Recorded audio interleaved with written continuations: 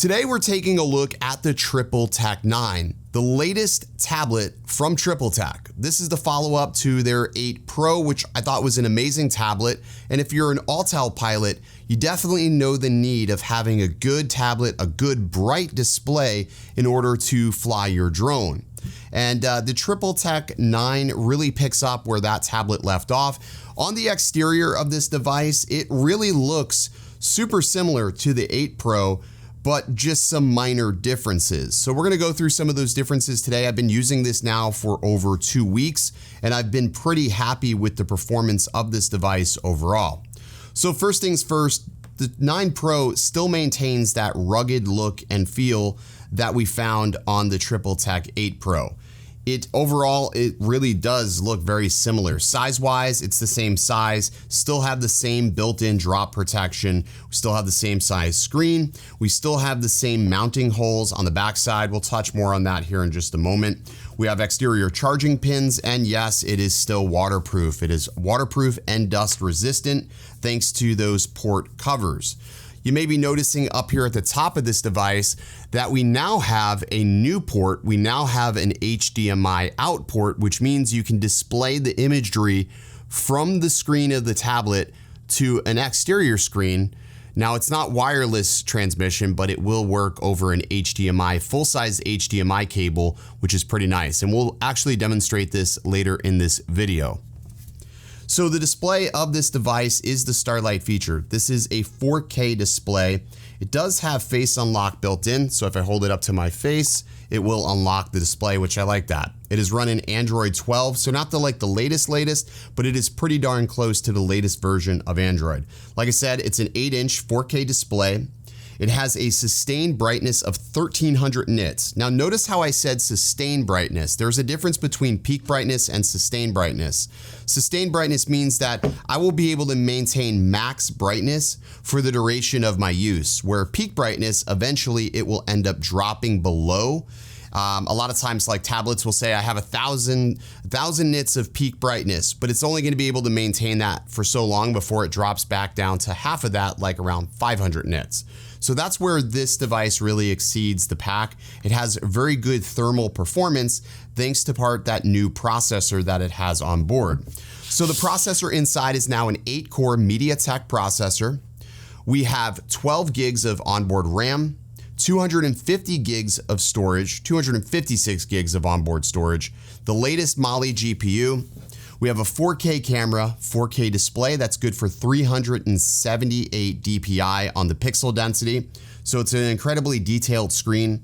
They've also opted to go for more of a glossy finish on this display. However, I don't feel like the finish of this is super glossy, where it's like if there was bright sunlight, you're gonna get a lot of glare. Now it is reflective. You can see my studio light over to the right side of the device, but I don't feel like this is something that we're going to have to worry about with the sun. At least in my testing, I haven't noticed it to be an issue with sunlight directly overhead. Now I have this tablet actually turned down as far as brightness. It's actually at the halfway mark, because if I went too bright with it, it would absolutely make it to where we can't see what's going on the screen from my camera. So I went ahead and turned this down so the studio lights can actually pick up what's happening on the display, and the camera doesn't blow out the contents of the display either. So yeah, so if you're wondering why it's dimmer on screen, that is why I have it actually turned down to half. But like I said, in my use case, I haven't had any problems. I've only used this with an Autel drone, so I want to make mention of that. I have not used this with DJI. Most of my DJI products, if I'm just being completely real, I use my smart controller. I've always found that to be very convenient. But having a lot of drones and doing this professionally, I really only fly DJI for the most part. But I do need Autel periodically when I'm having issues with airspace where I have authorizations, but I'm still not able to get DJI to unlock. It happens a bit more infrequent now, but it still happens. So that's why I do keep my Autel drones. And when I am flying something that I need, possibly where risk is low, and I have airspace authorization, I use my Evo Lite for those situations. So, but there you go. Tripltek 9 Pro, like I said, spec-wise, they've definitely improved things. It has a 12,200 milliamp hour battery. In the past few weeks, I have found that the battery life is pretty good. I do feel like I do need to charge it about every other day, which is pretty common. Now, using it more or less just for a drone, I find like I don't have to charge it as much, but I do find that if I use this for, let's say, going to my website, booking appointments, things of that nature, I am having to charge it about every other day. But the battery life is pretty good. It does have substantially improved idle times over the previous generation, which I do like. Now, you'll also find that there is a SIM card slot on this as well. And that SIM card slot will allow you to put a SIM card in there. This works for T-Mobile, and I just pop this open here. It's a single SIM card slot, so one singular SIM card. It does have improved bandwidth for LTE band 14. So if you're somebody who wants to use FirstNet, you're a first responder, somebody in search and rescue, and you're using band 14, this has improved support for that. They've also worked with Verizon and T-Mobile directly to improve their LTE support on this tablet, which I think is awesome. Personally, I never put a SIM card in this device. Now, I do have a tablet line, but that tablet line is for an iPad, but I'll eventually end up putting a SIM card in here. Actually, I have to get a physical SIM card because a lot of these iPads now have these eSIMs, which make things a little bit more complicated. So this does take a physical SIM card. So keep that in mind. If you're going to get a SIM card, it is a physical SIM, but your carrier shouldn't have an issue with this working on its network. And if you do run into an issue, the easiest thing to do is give them the IMEI number. That way they can add it to your plan appropriately. I did have to do that with the 8 Pro when I was testing that device. All right, so because the device does have that mounting system on the back side of here, we are able to still use the minimal mount that we designed for this device last year. So last year we created this minimal mount that allows us to mount this on the DJI RC, and then later on in the year when the the Autel Sky controller came out, we were able to get it to work on the Autel Sky controller. And that was just by accident that it ended up working on the Sky controller. So I didn't actually design it to be like that, but it's actually a pretty good thing that it did end up working like that, because those of you that have DJI and Autel, you'll be able to use these between each device. Now, installing the bracket is pretty straightforward. It's just make sure that you put each end on. Don't tighten one end down first. You want to leave it a little bit loose. The tolerances, we made this thing to be incredibly like as accurate as it can be. So leaving one side a little bit looser while you tighten down the other sides does help make the install process go a little bit faster. So keep that in mind if you picked up one of these minimal mounts and you were having problems installing it. Also, please, please, please, I want to stress this. Use the included screws. Do not use your own screws. These screws make sure that you are not going to go into the battery. This battery, like I said, is a 12,200 milliamp hour battery. If you puncture this battery, this device will catch fire. It will emit a VOC that will be toxic for you to inhale. So please don't do that. When we first launched these devices, people had lost the screws and they tried to use their own and they were puncturing the battery because the device screw was too large. So if you do happen to lose it, it is a 4mm M2 screw. People also ask how come I'm not using a Phillips head screw, and the reason being is because I include a Allen key with this kit already, so that way you're ready to go, it's all set to install, and I do include 5 screws in each bag. As of recent, we started doing that just in case you drop one. I understand accidents happen. One of these little screws can hit the carpet and it's like, you'll never find that little screw. So I'm including 5 screws in each bag in case you drop one. If you drop 2 or 3, that's on you, but I did what I could. You can check out the minimal mount. You can find this on our new store that we just launched. We just recently launched our very own storefront called OriginaldoBoDesigns.com. Check the link out in the description. Of course, we still have the Etsy store. If you're an international purchaser, you can check out the Etsy store. I am working on adding international orders over to the OriginaldoBo store, but as of right now, I don't have that turned on just yet. We're still working out a couple of the details, but these can be found on OriginaldoBoStore.com. All right, so yeah, this thing works, like I said, perfectly with the Autel device. I'm gonna go ahead and power on my Autel Evo Lite here. So let me go ahead and power this on. And let's go ahead and power on the RC. Now, they also give you a 33-watt wall charger with this. This is the charger that Tripltek provides you. I think this is a nice little charger. It's a very small, powerful charger.